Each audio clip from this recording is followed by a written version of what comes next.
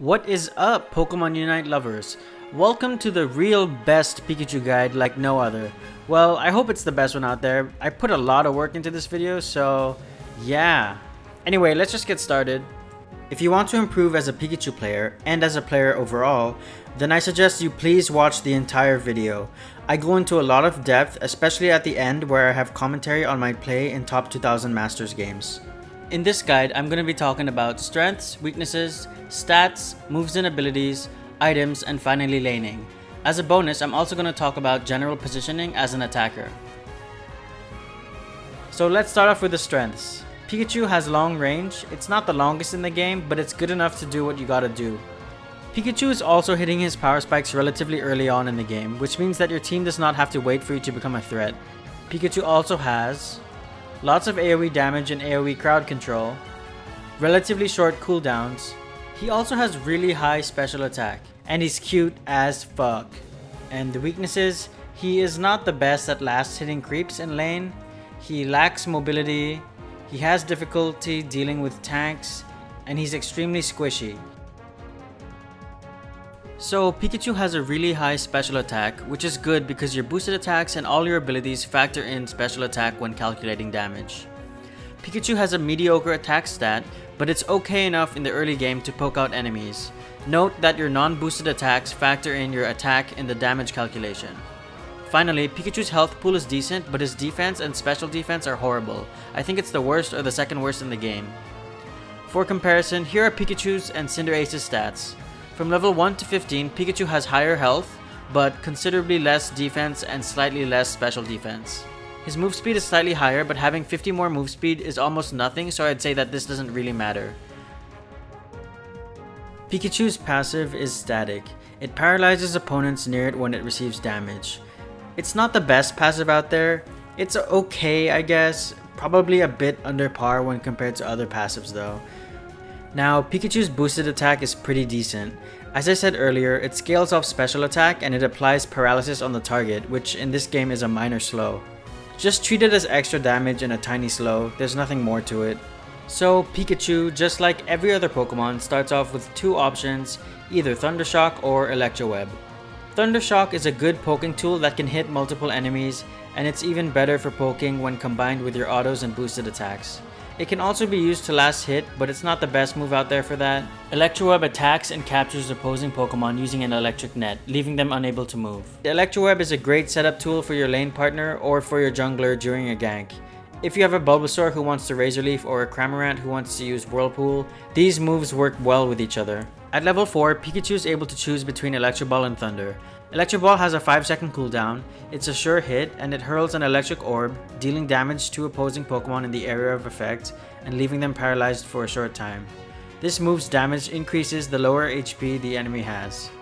When you upgrade it to Electro Ball Plus, the damage increases. If you ask me, Electro Ball is just better because it's a sure hit, it's good for stealing objectives, it has a shorter cooldown, and it also applies a minor slow. Thunder has an 8-second cooldown, it's an area of effect, ground targeted ability. It drops Wicked Thunderbolts, dealing damage to opposing Pokemon in the area, and when you upgrade it, increases the number of attacks for this move.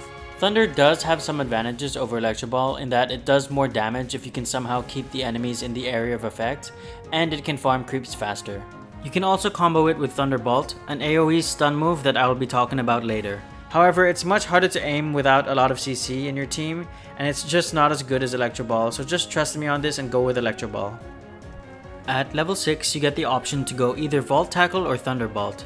Volt Tackle has a 10-second cooldown, it has the user electrify itself and charge ahead throwing the opposing Pokemon, and when you upgrade it to Volt Tackle Plus, it reduces the move's cooldown. So I think that Volt Tackle is the worst of the two. It just feels a bit underwhelming. It has less range, it can only hit one person at a time, and it has a longer cooldown than Thunderbolt. You can do some neat tricks with it, like stop a Snorlax Heavy Slam. It's not reactable, so you basically have to read the exact timing that they're going to jump in. You can also jump over walls.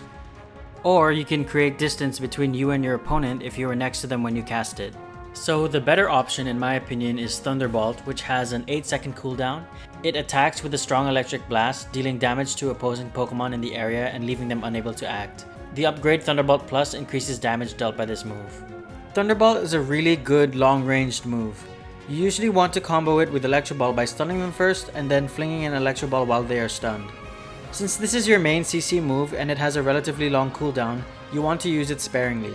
This is easier to land as a kiting move rather than to chase with because there is a short delay before the move comes out. Pikachu's Unite move is Thunderstorm. It attacks the opposing team's Pokemon near the user with tremendous bolts of lightning. It hits in an area around you, and I'm not 100% sure about this, but it seems that the bolts strike everyone in the area when you first cast it, and then the next strikes strike only one Pokemon in the area at a time. This move can be pretty devastating, but since all it does is damage, you generally want to use it when your enemies have already used their Unite moves, so that they can't Buddy Barrier up and shield it.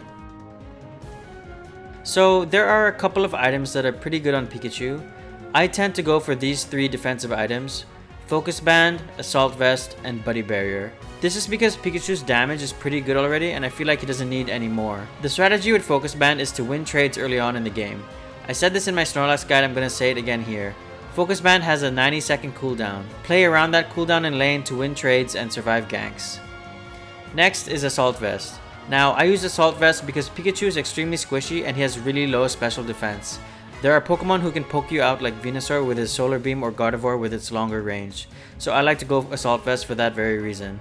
It also grants some health, which works with both Buddy Barrier, Focus Band, and itself. All their passives scale off of health. For your information, Assault Vest grants a shield after you go 8 seconds without being in combat.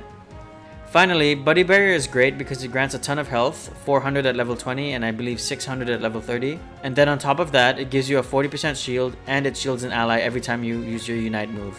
That means that you can survive all those moments where Charizards and Greninjas and all these Pokemon are jumping on you, trying to kill you. You got your ult and you just use it and you survive and you can run away. Other options. Now, I really recommend at least running the Focus Band and Buddy Barrier together because those are the 2 best items in the game at the moment.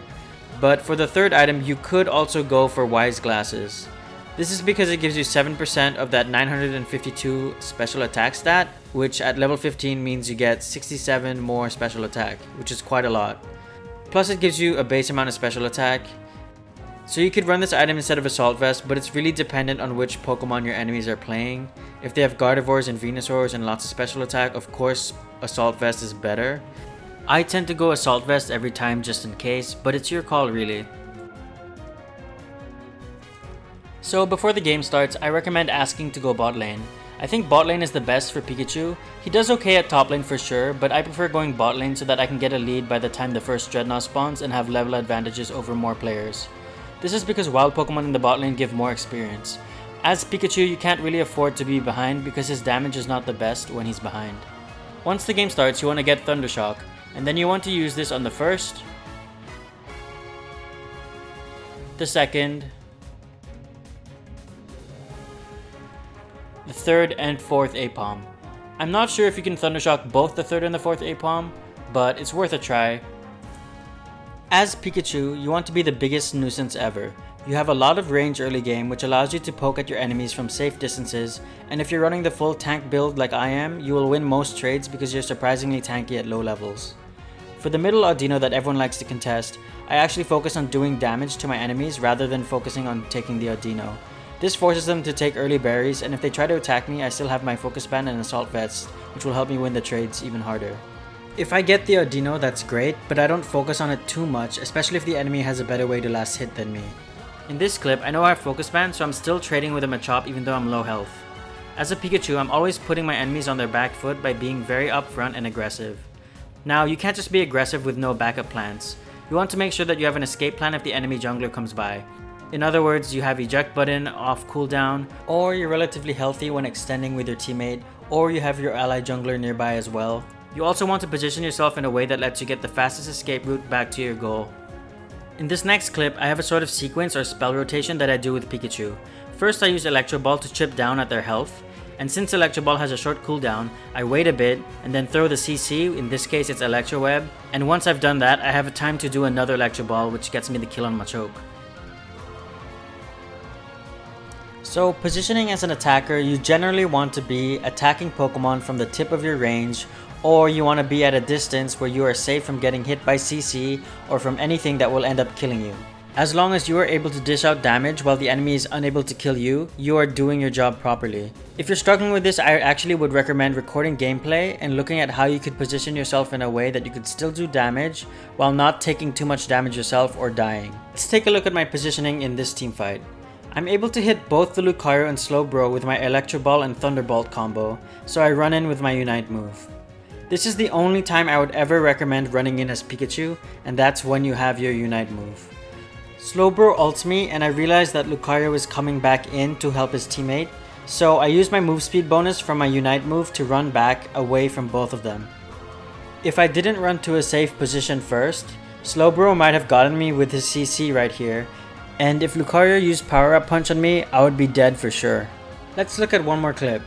So here, I'm playing against a Cinderace, and I'm playing at my max range. I'm not going too close so that I take damage. I let the Lucario tank the attacks so that I can still dish out the damage. Cinderace flashes away, and now I'm able to chase him with a Thunderbolt and Electro Ball combo. The Eldegoss also runs away, but I still have eject button, so I use that here to get the kill with my third auto, and that's it. Generally, playing it safe is best, especially when you're climbing, but there are times where you do want to bait, and it just takes a lot of practice and analysis to learn to get better at that. I hope you guys learned something new from this video, and I hope that the guide was helpful. Please try to record your games and do some analysis, and make sure that you apply your ideas into your game so that you can improve and climb up the ranks. Don't forget to drop a like and subscribe if you enjoyed the content. Thanks for watching, and see you guys next time.